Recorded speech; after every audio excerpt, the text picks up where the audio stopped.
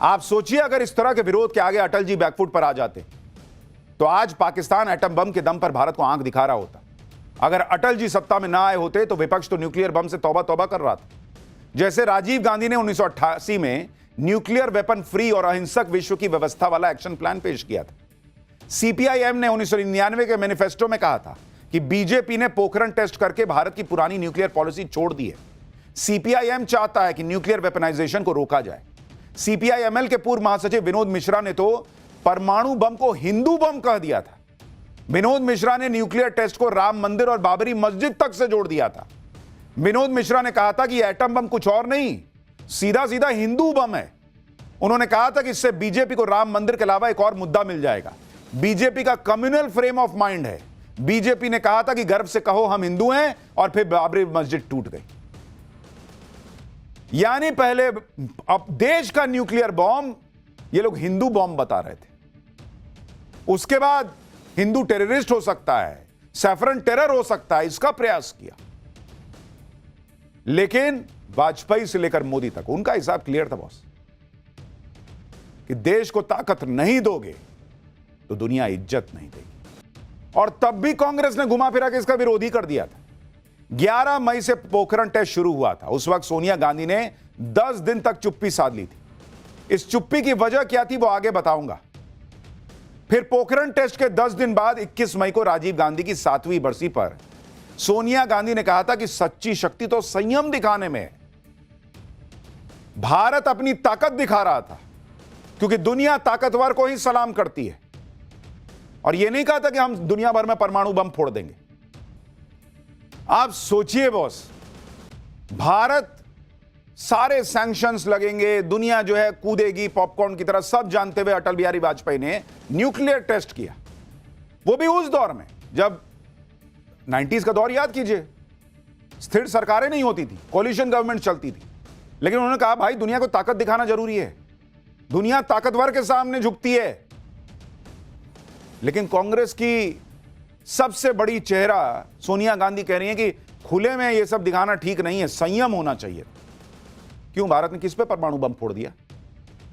आप सोचिए, यह बयान ऐसे वक्त में दिया जा रहा था जब लगातार पाकिस्तान और चीन का खतरा बना हुआ था, जब भारत के न्यूक्लियर टेस्ट करने के 15 से 20 दिन के अंदर पाकिस्तान ने न्यूक्लियर टेस्ट कर लिया था। उस वक्त सोनिया गांधी कह रही थी कि भारत को संयम दिखाना चाहिए था। कांग्रेस ने इतना संयम दिखा दिया कि 26/11 में भी पाकिस्तान को पलट के नहीं मारा। यह संयम जो है ना, वो दुश्मन को रास नहीं आता। आज भारत घर में घुस के मारता है तो पाकिस्तान की हैसियत क्या है उसको समझ में आती है। और इसीलिए आज पीएम मोदी कहते हैं कि विपक्ष की सरकारों में बीजेपी नेताओं का सिर्फ अपमान हुआ, क्योंकि इन लोगों को बर्दाश्त ही नहीं होता था बॉस कि गांधी परिवार या कांग्रेस के अलावा किसी और का नाम चमक जाए। जबकि यही कांग्रेस जब इंदिरा गांधी को याद करती है तो न्यूक्लियर टेस्ट का नाम लेना नहीं भूलती। 18 मई 1974 को भारत ने इंदिरा गांधी के राज में अपना पहला परमाणु परीक्षण सफलतापूर्वक किया था। उसी को याद करते हुए इसी साल कांग्रेस ने इंदिरा गांधी की निर्णायक लीडरशिप का डंका बजाया था, जब कांग्रेस ने कहा था कि मुश्किल वक्त में भी इंदिरा गांधी ने बड़ी बहादुरी दिखाई थी। तो इंदिरा गांधी के समय न्यूक्लियर टेस्ट हो रहा, वाह बहुत बढ़िया, यह भारत की ताकत है। जब अटल बिहारी वाजपेयी के राज में न्यूक्लियर टेस्ट हुआ तो ना संयम दिखाना चाहिए था। आपकी पॉलिटिक्स क्या देश के ऊपर है?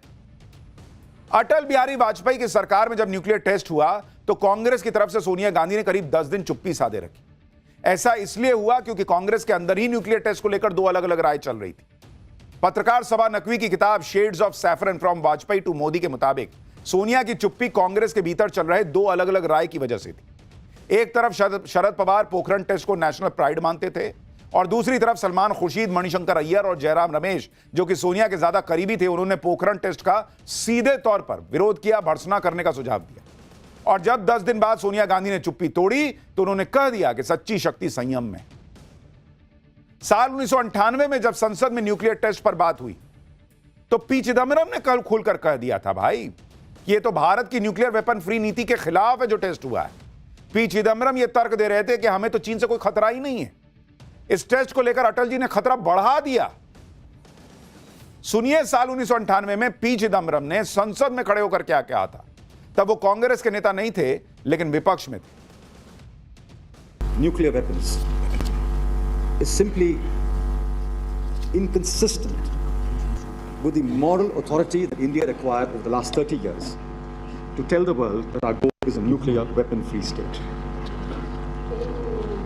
If you seriously believe in a nuclear weapon-free world, I urge you, I most humbly urge you, abjure weaponization until there is a full and proper debate in this country and in this parliament about the need to acquire nuclear weapons and to induct them into the armed forces.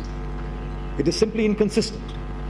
It cuts at the very root of our commitment to a nuclear weapon-free state to acquire a whole arsenal of nuclear weapons. There was no threat to India. The last war with China was fought 36 years ago. And the circumstances under which that war began and concluded are still surrounded in controversy. The last war with Pakistan was fought 27 years ago. You have invented a threat in China. आप इन लोगों का vision सोचिए boss.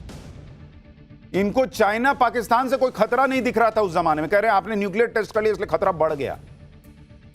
दुनिया में nuclear free दुनिया बनाने के लिए भारत को टेस्ट नहीं करना चाहिए था। अमेरिका बना ले न्यूक्लियर वेपन, रशिया बना ले, चाइना बना ले, हम बस नहीं बनाएंगे तो दुनिया सफल हो जाएगी। वाह, यह है इन नेताओं की पॉलिटिक्स। और अटल बिहारी वाजपेयी से लेकर मोदी तक का एक ही क्लियर विजन है बॉस, ताकत है तो दुनिया झुकती है। आज है ना ब्रह्मोस, फोड़ दिया ना पाकिस्तान को। आज है ना राफेल, खड़ा है ना वो चिकन स्नैक पर। यूनुस और उसके कट्टरपंथी कितना भी उछले, उनको पता है कि वहां खड़ा है राफेल। चाइना को पता है, पाकिस्तान को पता है, और यह ताकत दिखाना जरूरी है। हां ठीक है, बिना वजह नहीं मारेंगे, लेकिन मारने की नौबत आएगी तो इतना मारेंगे कि याद रखोगे। यह है नए भारत की ताकत, यह है वाजपेयी से लेकर मोदी की पॉलिसी। और बाकियों की संसद में तब लालू यादव ने भी न्यूक्लियर टेस्ट का विरोध कर दिया था। लालू यादव ने यहां तक कह दिया था कि क्या जरूरत थी बम फोड़ने की।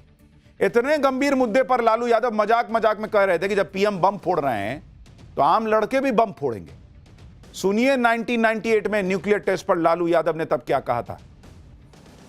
आपके पार्टी में, एलआई पार्टी में, देश की समस्या में चारों तरफ बड़ा भारी भूकंप मचा हुआ है, इसलिए आपको ये लोग गुमराह कर रहे हैं। ये जो बम फोड़ दिए हैं बस स्वीप कर जाएंगे, गलतफहमी में मत पड़िएगा। अब तो आम लड़के बोल रहे, आपसे कैसे बयान दिलवा देता लोग कि एक और बड़ा हमारे पास है वो भी फोड़ देंगे। आपने कहा बयान में। अब लड़का लोग बोल रहा है कि जब प्रधानमंत्री बम फोड़ रहे हैं पुलिस नहीं पकड़ रही है तो हमको फोड़ने में क्या दिक्कत है, हम ही फोड़े बम। ये काम मत करिएगा। इन लोगों का हिसाब यही था कि कमजोर दबे कुचले बने रहो ताकि कोई हमला ना करे, छोड़ दे। ये भारत बनना था क्या हमको वो भारत बनना था जो आज बना हुआ है कि हम अपनी शर्तों पे चलेंगे। For more of such videos, do like, share and subscribe to ET Now Swadesh.